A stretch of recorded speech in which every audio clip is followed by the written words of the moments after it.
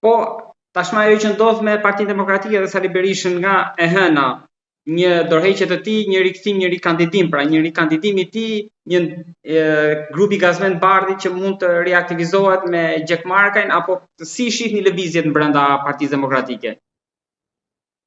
Nuk e di, është e gjitha surprizë, kam përshtypjen që aty brenda të gjithë e kanë lënë këtë çështje për të sqaruar mbas zgjedhjeve.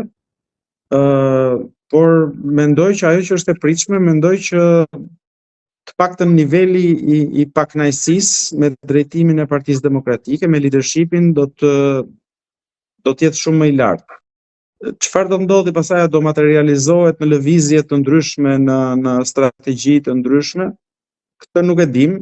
Deri më sot, praktikisht kjo gjë nuk ka ndodhur. Ndoshta pastaj Berisha prapë mund të ketë justifikimet e tij për humbjen.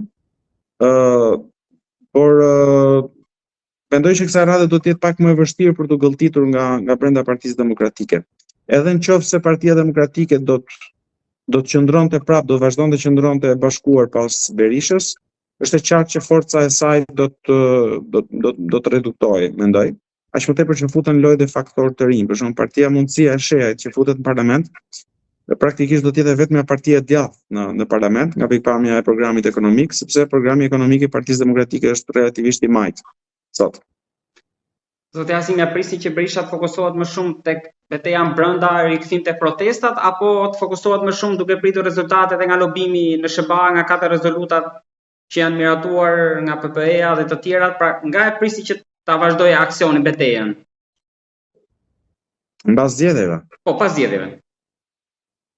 Po, në një vend si Shqipëria nuk mungojnë arsyet për të angazhuar dhe për të bërë opozitë. Këtu ka ditë për ditë skandale që ndodhin, dhe me shumë gjasa në një mandat 4 socialist do të ketë të tjera skandale.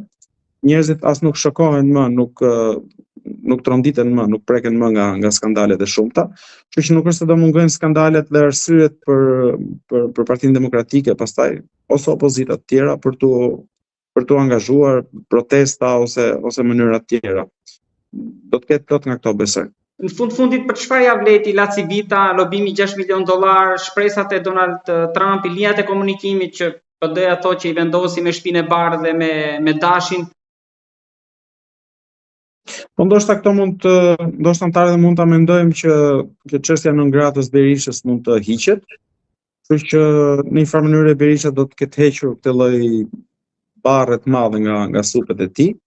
Mund t'i vlejnë minimalisht PD-s, por jo aq sa presin vetë brenda Partisë Demokratët, që t'ju vlej kjo gjë.